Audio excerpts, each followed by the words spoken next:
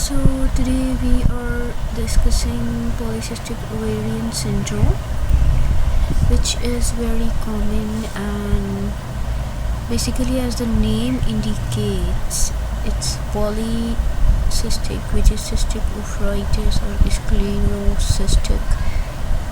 Enlarged ovaries, hirsutism, obesity, chronic and ovulation are there.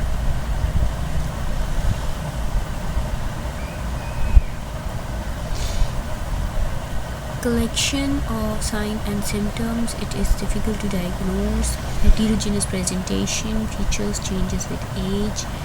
No single test or feature of diagnostic.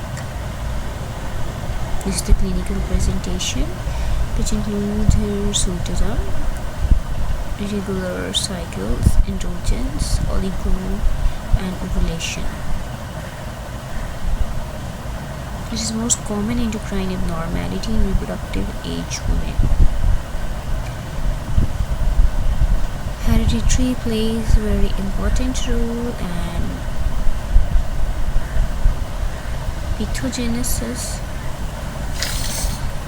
There are neuroendocrine derangement. LH is relatively higher to FSH. There are hyperinsulinemia. Insulin बढ़ जाती है. Defective insulin action and secretion. Androgen excess, ovarian and adrenal.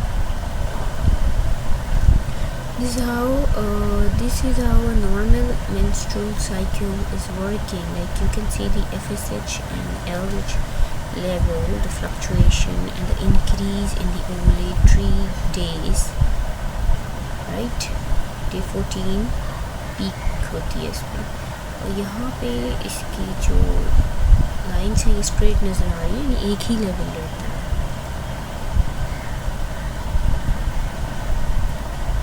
Hyperinsulinemia, what happens? There is decrease binding proteins, increase unbounded androgen, reduce HDL. There are risk for PCOs, that is insulin resistance, non-insulin diabetes mellitus. There is acanthosis nigricans.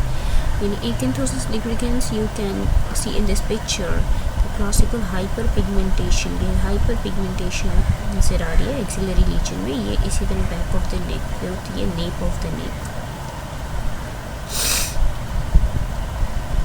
Androgen excess, what happens?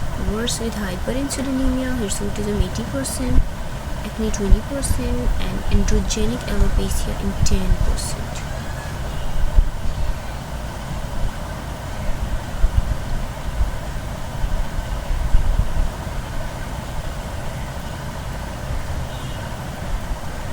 So the phenotypic and genetic variation.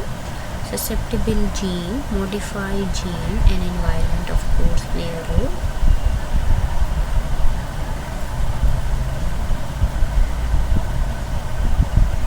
We follow the Rotterdam criteria. What we can see is hyperandrogenism, menstrual irregularities, and in Rotterdam we see that 2 of the 3 need to be met. There are the hyperandrogenism, clinical or biochemical, menstrual irregularities, or you see the polycystic ovaries. And this is AE-PCO society, which says that hyperandrogenism, ovarian dysfunction, and exclusion of other androgen axes are related disorder. Now these are ACOG practice bullets. Evaluation. You should have in your mind the differential diagnosis, which includes the hypothalamic amenorrhea, premature ovarian failure, idiopathic hirsutism, other endocrine pathologies like thyroid disorder, hyperprolactinemia, Cushing syndrome, metabolic syndrome, neoplasms, drugs, Hirsutism syndromes. You can remember it by mnemonic Hirsutism syndrome, that is the hyperandrogenism, insulin resistance, and acanthosis nigricans. PCOs is 30% of women with oligo and ovulation have PCO. 2/3 of patients with PCO have oligoanovulation. PCO patient will describe normal menses, but further investigation reveals chronic anovulation in 25%. Consequences include menstrual dysfunction, infertility, endometrial hyperplasia, and cancer.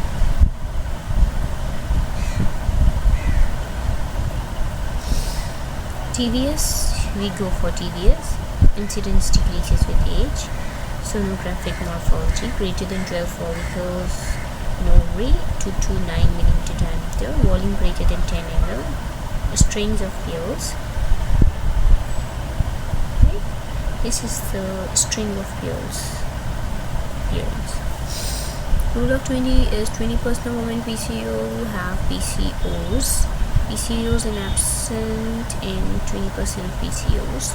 Present 20% without PCOs are hypothalamic amenorrhea, adolescence, and hyperprolactinemia. Assessing hirsutism. Now you go for hirsutism evaluation versus virilization. Rapidly developing virilization or certain virilizing symptoms like clitoromegaly, voice deepening, variance further evaluation. Then you go for modified Variman-Gateway score. 9 body parts, score 0 to 8, 0 to 4 each, and score greater than 6 is hirsutism. Right, remember, score greater than 6 is hirsutism.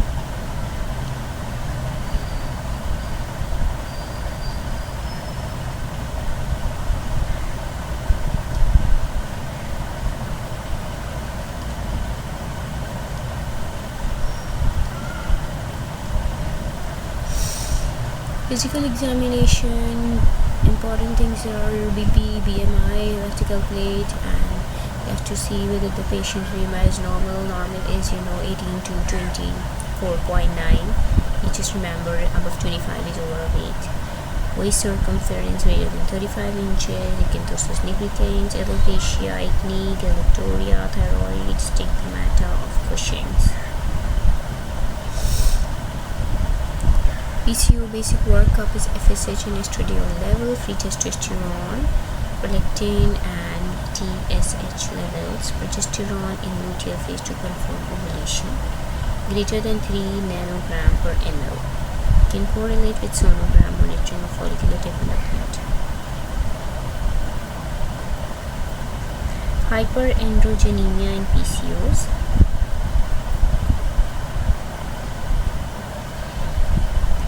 You also go for DHEAS levels, 17-hydroxyprogesterone levels, total testosterone level, 24-hour urinary cortisol level to screen Cushing syndrome. Obesity is not a part of diagnostic criteria. Common in PCOs, affects 50 to 80%. Waist to hip ratio is 0.85. Predicts insulin resistance, better than BMI. Worsens the phenotype.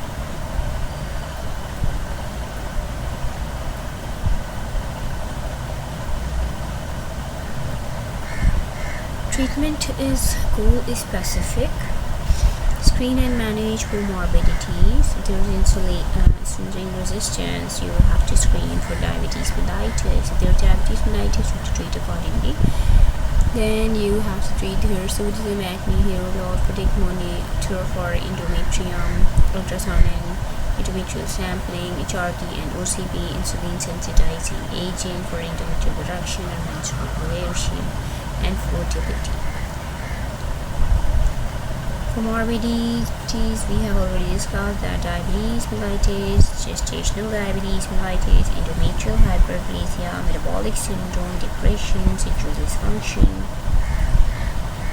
Co-morbidities are, of course, lipidemia. This lipidemia, coronary disease, hypertension, miscarriage, ovarian cancer, risks are increased. The best solution is, of course, the weight loss and exercise. At metformin 1500 to 2 gram or 2000 milligram daily, documented impaired glucose tolerance or metabolic syndrome. Otherwise, limited use, evidence for use.